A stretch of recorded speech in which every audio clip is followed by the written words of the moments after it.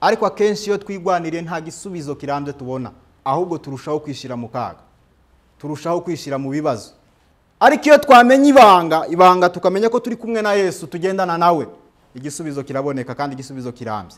Izo bibazo urimo, izo ngorane urimo, izo situation urimo zitakoroheye, nukomeza kwigwanirira nta gisubizo kirambye uzabona, kuko bo urupfu nta butware rukibafiteho. Niyo mpamvu ari abatsinzi iteka ryose. Muri iyi si waba umutsinzi, ariko ntabwo waba umutsinzi iteka ryose, kuko urupfu ruraza rukagutwara. Ariko abagendana n'Imana, abo ngabo baba batsinzi no mu gihe kizaza. Mose ntabwo yigeze ajijinganya, ntiyigeze atindiganya, kubera ko yari azi ko ari kumwe n'Imana. Yabajije Imana icyo gukora. Imana iramubwira ngo rambura inkoni kuri ayo mazi, amazi aracikamo kabiri babona inzira. Imana yahaye Mose misiyo yo kugenda gukura ubwoko bwayo mu buretwa kwa Farawo. Mose atanga impamvu nyinshi, ariko Imana izo mpamvu ntiyigeze izumva. Imana imubwira ko izabana nawe.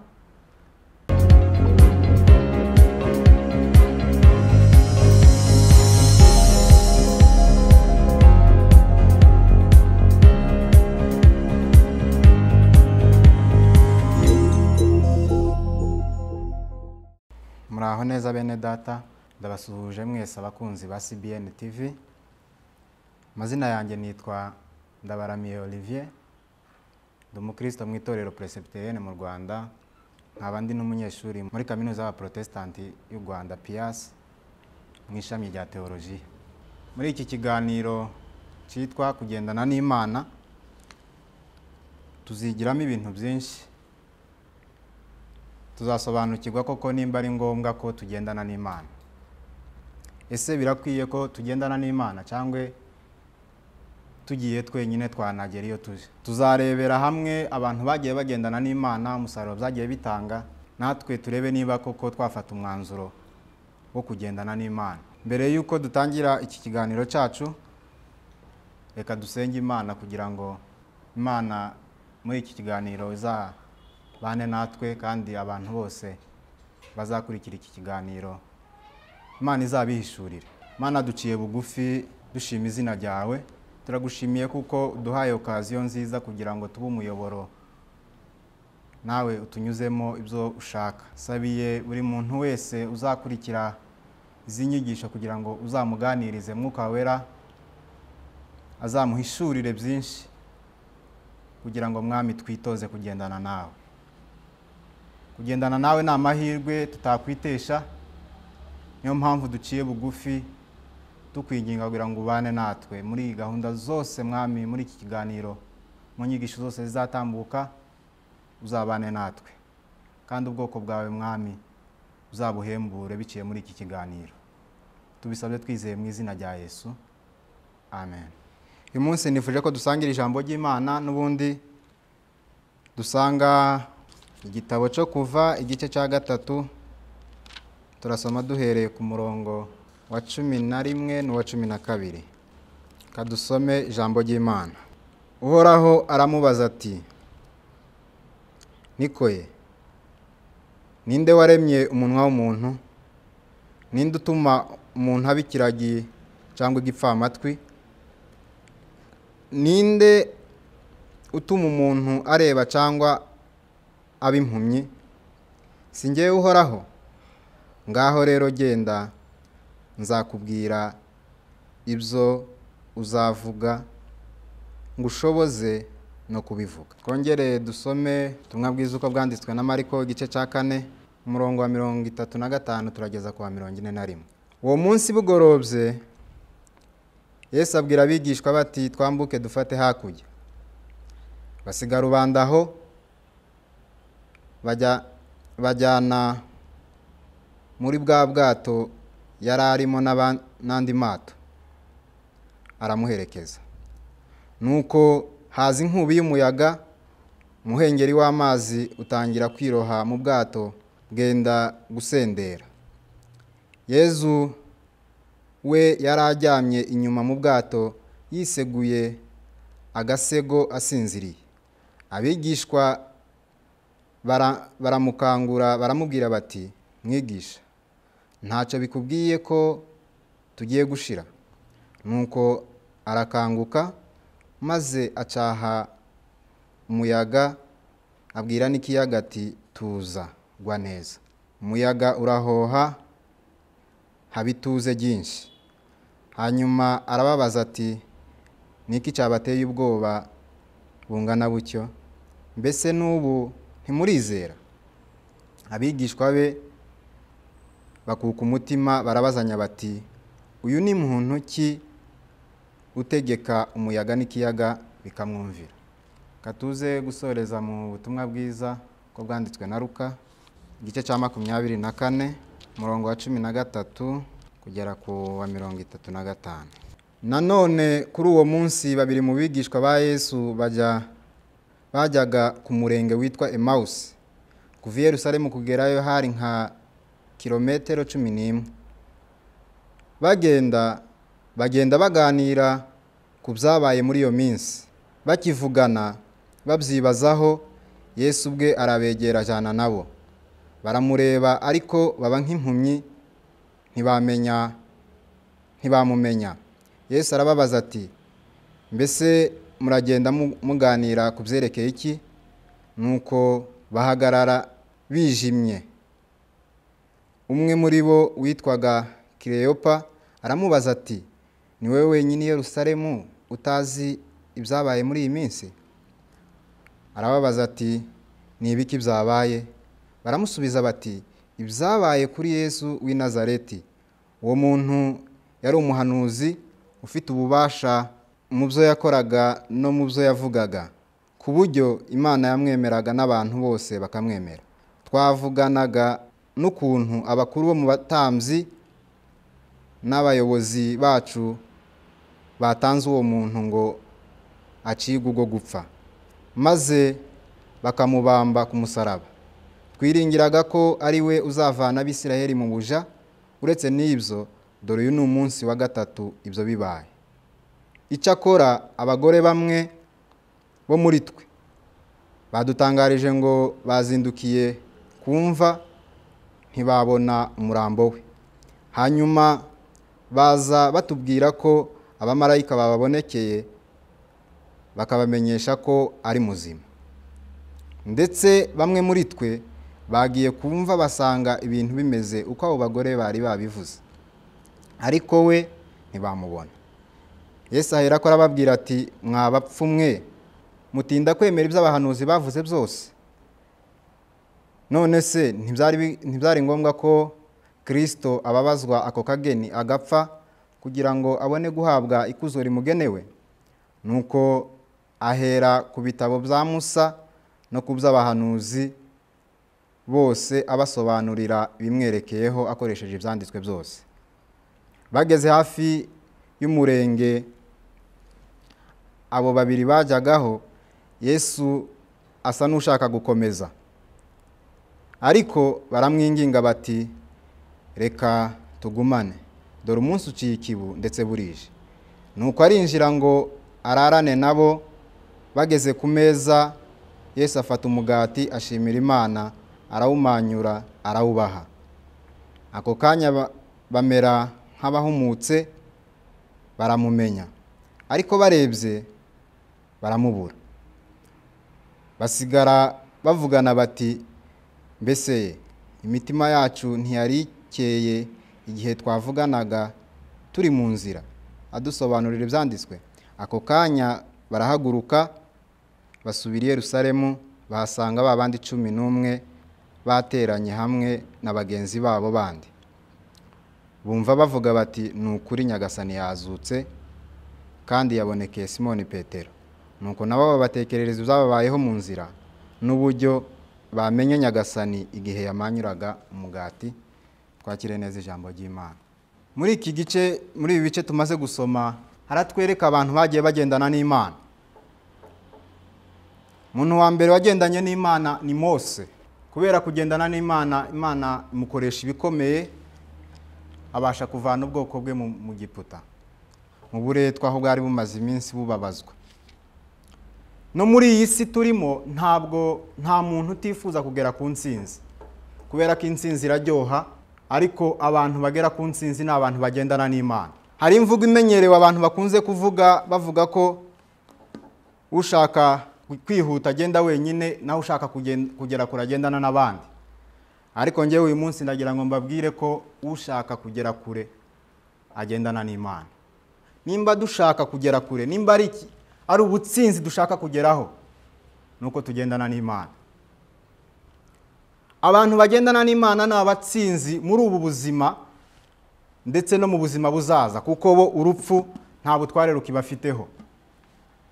Niyo mpamvu ari abatsinzi iteka ryose. Muri iyi si waba umutsinzi, ariko ntabwo waba umutsinzi iteka ryose, kuko urupfu ruraza rukagutwara. Ariko abagendana n'Imana, abo ngabo baba batsinzi no mu gihe kizaza. Imana ihamagara Mose muri iki gice twasomye mu gitabo cyo Kuva igice cya 3, yari imuhaye misiyo ikomeye, misiyo yo kugenda gukura ubwoko bwayo mu Misiri, misiyo yo kugenda gukura ubwoko bwayo mu buretwa, kuko baratakambye iminiho yabo no gutaka kwabo bigera ku Mana. Imana iravuga ngo numvishe gutaka kwabo, none ndaje ndamanutse kugira ngo mbakize. Itoranya Mose ubwo yararagiye imuha iyo misiyo. Aha twasomye Mose yararimo ahereza Imana excuse, yararimo ahereza Imana yisobanura, abwira Imana uburyo adashoboye. Abwira Imana ko atazi no kuvuga. Imana iramubwira ngo niko Mose we, ninde uha abantu kuvuga? Ninde uha abantu kubona? Ninde utuma iminwa y'abantu ibasha kuvuga? Ninde waremye iyo minwa y'abantu? Mose abura ubusobanura, abura ibyo asobanurira Imana. Imana iramubwira ngo genda, nzabana nawe. Natwe kugira ngo tubashe gukora umurimo, tubashe gukora misiyo dufite, nuko tugendana n'Imana. Mose Imana imaze kumuhereza iyo assurance kuko izabana nawe, abona guhaguruka atinyuka kwa Faraho, aho yari yavuye ahunze, asubirayo afite misiyo. Kubera ko yari ari kumwe n'Imana, Imana yamukoresheje ibikomeye, bituma Faraho yemera kurekura ubwoko bw'Imana. Iri sezerano ryo kugendana n'Imana ntabwo ryarangiranye na Mose. Nagira ngo mbabwire ko Imana ihorana natwe, igendana natwe. Nta mahirwe akomeye wabona muri iyi si uretse kugendana n'Imana. Kugendana n'Imana, muri ngo kugendana n'Imana ni amahirwe, kugendana n'Imana ni amahirwe akomeye. Abantu bakomeye bose ni abagendana n'Imana. Mose amaze gukura ubwoko bwayo kwa Faraho, bageze ku nyanja, kubera ko yari ari kumwe n'Imana.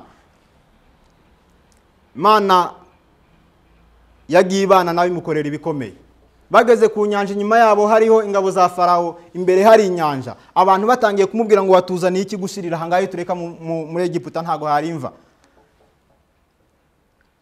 Mose ntabwo yigeze ajijinganya, ntiyigeze atindiganya, kubera ko yari azi ko ari kumwe n'Imana. Yabajije Imana icyo gukora. Imana iramubwira ngo rambura inkoni kuri ayo mazi, amazi aracikamo kabiri, babona inzira.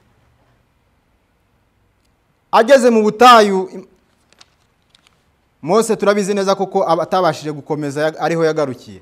Ariko ubwo rugendo ntabwo ariho rwagombaga kurangirira. Imana yakomeje kugendana n'abamusimbuye. Dusomye igitabo cya Yosuwa igice cya mbere umurongo wa 6 kugera ku wa 9. Imana ibwira Yosuwa ngo nzabana nawe, nzagendana nawe nk'uburyo nabanaga na Mose. Natwe Imana iri kumwe natwe, igendana natwe. Nubwo tubona imisiyo dufite, nubwo tubona umurimo turimo, nubwo tubona situation turimo tukabona bidukomereye, ariko turi kumwe n'ukomeye, turi kumwe n'ukomeye kubirusha, turi kumwe n'ukomeye. Niyo mpamvu natwe turi abatsinzi.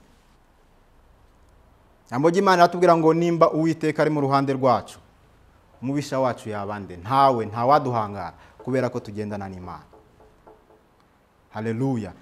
Kugendana n'Imana, nidusobanukirwa kugendana n'Imana, bizatuma tubasha kuba abakristo bahamye, bizatuma tubasha gukomera mu byo twiringiye, bizatuma tubasha gutinyuka byaduteraga ubwoba.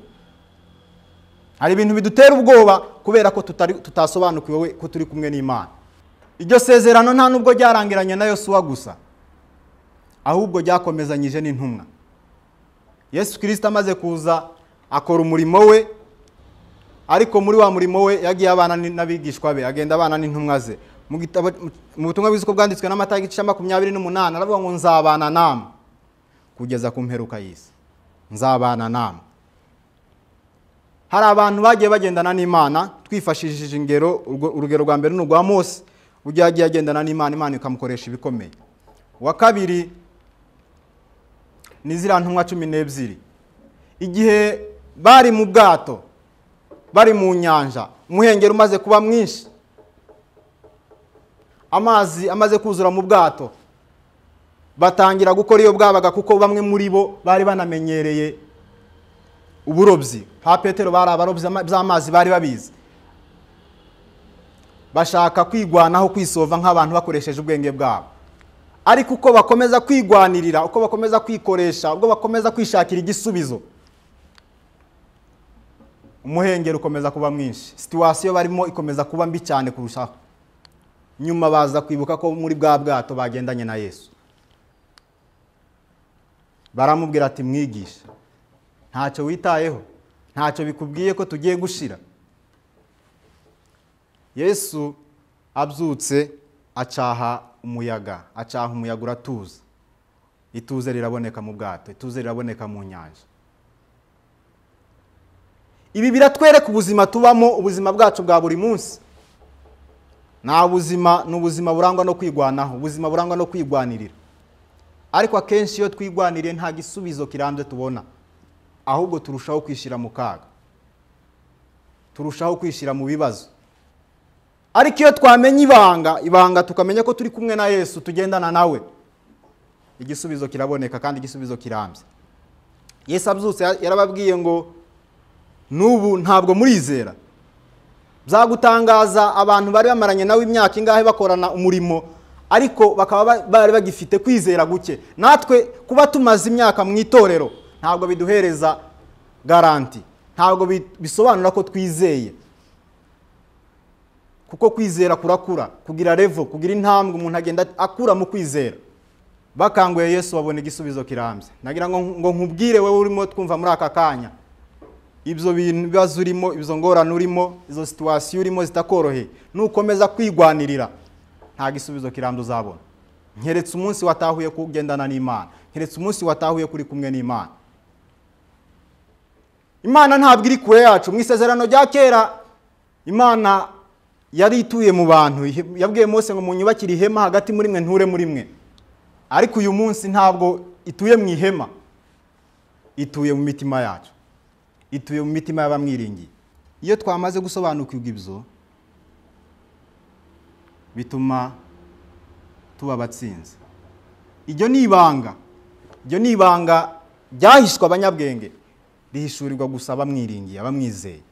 Mu rwandiko Pawulo yandikiye itorero ry'Ikolosayi, Abakolosayi igice cya mbere 26 na 27, aravuga ngo, iryo ni ibanga ryahishwe abantu bose kuva kera kose, ariko ubu Imana yarigaragarije intore zayo. Iryo banga Imana yageneye amahanga yose, yiyemeza kumenyesha intore zayo ukuntu rifite ikuzo risendereye. Iryo banga ni Kristo uri muri mwe, ubizeza kuzahabwa ku ikuzo ry'Imana.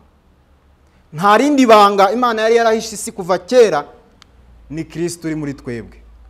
Gusobanukirwa ibyo ngibyo tukamenya ko tugendana nawe, turaryama tugasinzira. Nubwo ibintu byaba bitagenda neza, nubwo twaba dufite intambara, turaryama tugasinzira kubera ko turi kumwe n'ubaruta, turi kumwe na Yesu kandi ashoboye byose. Acasha umuyaga, abigishwa be baravuze ngo, uyu ni muntu ki ucaha n'umuyaga ukamwumvira. Nagira ngo nkubwire ko ibyaremwe byose byumvijwe ijye, iyo avuze rimwe gusa biraba. Natwe dusobanukirwe iryo banga. Iryo ni ibanga ryari rikomeye cyane Imana yari yarahishe kuva kera, ariko ubu ngubu yarariduhishuriye, ni Kristo uri muri twebwe. Urundi rugero rwa gatatu rw'abantu bagendanye n'Imana ni ababigishwa babiri bari bavuye i Yerusalemu bagana Emausi. Kuva i Yerusalemu ujya Emausi ni ahantu h'ibirometero hafi 12. Bari bavuye mu minsi mikuru ya Pasika, bababaye cyane, bashavuzwe n'ibyaraye bibaye i Yerusalemu. Uwo bari biringiye ko azabakura ku ngoyi y'ubwami bw'Abaromani yapfuye. Yesu arabegera, amenya ko bafite intimba, arabegera arababwira ati, muri kuganira ku biki? Baramubwira ngo, ni wowe mushitsi gusa muri Yerusalemu utazi ibyabaye. Bivuze ko iyo nkuru yari yabaye kimomo, n'umushitsi wari waraye muri Yerusalemu yari yabimenye ko Yesu yapfuye. Arababwira ati, se ntibyari bikwiriye ko uwo muntu apfa akababazwa bene ako kageni? tangira kubasobanurira ibyanditswe n'abahanuzi uko bari baramuhanuye, imitima yabo ngo igenda ica. Bageze ku irembo rya Emausi arijijisha ashaka gukomeza, baramubwira ngo wakwihangana tukagumana ko munsi uciye ikibu. Yesu ntiyabagora, aremera, baragenda bajyana iwe mu rugo. Bageze mu rugo amanyura umugati, mu gihe amanyura umugati amaso yabo arahweza bamenya ko yari Kristo. Bagize ngo bamurebe baramubura. Nagira ngo nkubwire ngo nutararika Yesu kugira ngo mugendane mu rugendo rwawe, ntabwo azaza ngo mugendane utabishaka. Abigishwa bajyanye nawe kandi bari bamuzi bihagije, bitewe n'amakuru bari bamuvugaho, bari abantu bamuzi, ariko kubera amarira n'agahinda bari bafite bituma batabasha kumenya Imana, batuma batabasha kumenya ko ari Yesu bari kuvugana nawe, bituma batabasha kumenya ko bari kugendana na Yesu. Dufite ibibazo natwe byinshi bitwugarije, harimo corona, harimo n'ibindi, n'ubukene n'ibindi. Ibyo ngibyo ari gihe bidufuka amaso ntitubone presence y'Imana muri twebwe, ntitubone ko turi kugendana n'Imana, bigatuma tutamenya Imana, bigatuma tutiyambaza Imana, tukigwanirira. Ariko uko duhishurirwa ibyo ngibyo imitima yacu iracyaba. Abigishwa baganira na Yesu yababwiye ibyanditswe n'abahanuzi, arabasobanurira ibyo byashakaga kuvuga, imitima yabo yari yuzuye agahindira cya. Nagira ngo nkubwire nugendana na Yesu nawe uwo mutima wawe uracya. Hari abantu bagenda barakaye ukagira ngo nibo bonyine bari muri Yesu, ukagira ngo ibibazo nibo bonyine bibaho, ariko ikibazo nta kindi kiba cyabiteye, ni ukudasobanukirwa ibanga ryo kugendana n'Imana. Iyo tugerageje kwishakira ibisubizo, kuko ibisubizo by'umuntu biri temporaire, ariko ibisubizo by'Imana biri permanent. Iyo tugerageje kwishakira ibisubizo turushaho kwishira mu kaga, turushaho kwishira ahabi, situation twari turimo irushaho kuba mbi cyane, bigatuma twijima mu maso. Ariko kugendana n'Imana bituma imitima yacu icya. Abandi bakubona useka bakibaza wewe aho ubikura, ariko nta kindi. Muri rimwe byaramze ngo nibakubaza ngo kukigendana amahoro, uzababwire ngo ni Yesu wangiriye neza. Natwe twige kugendana n'Imana kugira ngo tubashe kugera kure. Twige kugendana n'Imana kugira ngo tubashe kugera ku bikomeye. Muri company waba urimo ukora, yaba business urimo, wige kugendana n'Imana. Nibwo iyo company yawe cyangwa iyo business yawe izaba succeed. Nibwo iyo business yawe izagera ku musaruro nyawo. Nibwo iyo business yawe izakubera umugisha. Ari abantu bakora bakabona n'ibintu, ariko kubera ko babishatse mu mitsi yabo, mu mbaraga zabo, batazirikana Imana muri bo, bya bintu ntibabiboneremo amahoro. Ariko iyo tugendana n'Imana tubasha kubona amahoro. Bene data, nagira ngo mbabwire ko natwe dufite misiyo ikomeye. Imana yahaye Mose misiyo yo kugenda gukura ubwoko bwayo mu buretwa kwa Farawo. Mose atanga impamvu nyinshi, ariko Imana izo mpamvu ntiyigeze izumva. Imana imubwira ko izabana nawe, ikamugezayo kandi agakora umurimo nk'uko yamumutumye. Natwe Yesu yaduhaye misiyo ikomeye kugira ngo tugende tubwire abantu ubutumwa bwiza. Abantu bari ku ngoyi babashe gukizwa, abantu bari ku ngoyi baziveho, ubutumwa bubohora.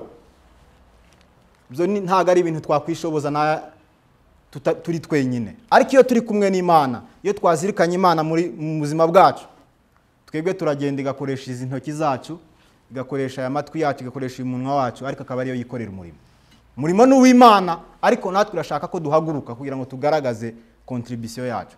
Iyo ni favor Imana yatugiriye kugira ngo natwe tubashe kuba abafatanyabikorwa muri uyu murimo mwiza wo gutangaza ubutumwa bwiza bubohora abantu, ubutumwa bw'agakiza. Ariko ntabwo twabyishoboza turi twenyine, tubishobora gusa iyo turi kumwe n'Imana.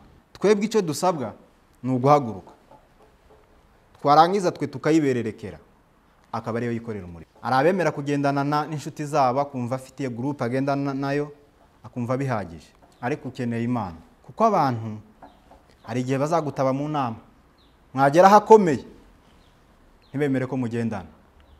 Ariko Yesu niwe nshuti yonyine yemera ko mugendana no mu byago mukagendana. haleluya. Tumwisunge tumwemerere agendane natwe, yiteguye kugendana natwe, kandi iryo sezerano yarariduhaye ko azabana natwe kugeza ku mperuka y'isi. Imana idufashe dutahure aya mahirwe dufite yo kugendana n'Imana. Turirimba akaririmbo gato niturangiza dusenga Imana tuyishimira kubw'aya magambo meza ituganirije. Kugendana nawe Yesu, kugendana nawe, kugendana nawe Yesu n'amahirwe. Kugendana nawe Yesu, kugendana nawe, kugendana nawe Yesu n'amahirwe. Kugendana nawe Yesu, kugendana nawe, kugendana nawe Yesu n'amahirwe. Kadusenge Imana. Mana turagushimiye, tugushimiye ku ijambo ryawe twumvise muri uyu mwanya. Ijambo ryawe ridukangurira kugendana nawe. Duciye bugufi turakuraritse mu mitima yacu kugira ngo ugendane natwe. Ubuzima tubamo ni urugendo rurerure tutakwishoboza twenyine. Niyo mpamvu Mwami tukwinginze kugira ngo uzubane natwe, ugendane natwe. Twatse imbabazi kugira ngo tubabarire aho twigwaniriye, nitwibuka ko turi kumwe nawe. Reka tubabarire kandi ukomeze ugendane natwe kugira ngo Mwami bikomeye natwe byo tubona nk'ibikomeye bibashe guhinduka ibyoroshye. Gize neza ukomeye kumva gusenga kwacu, icubahiro nikomeze kibi cyawe. Ni mu izina rya Yesu dusabe twizeye. Amen.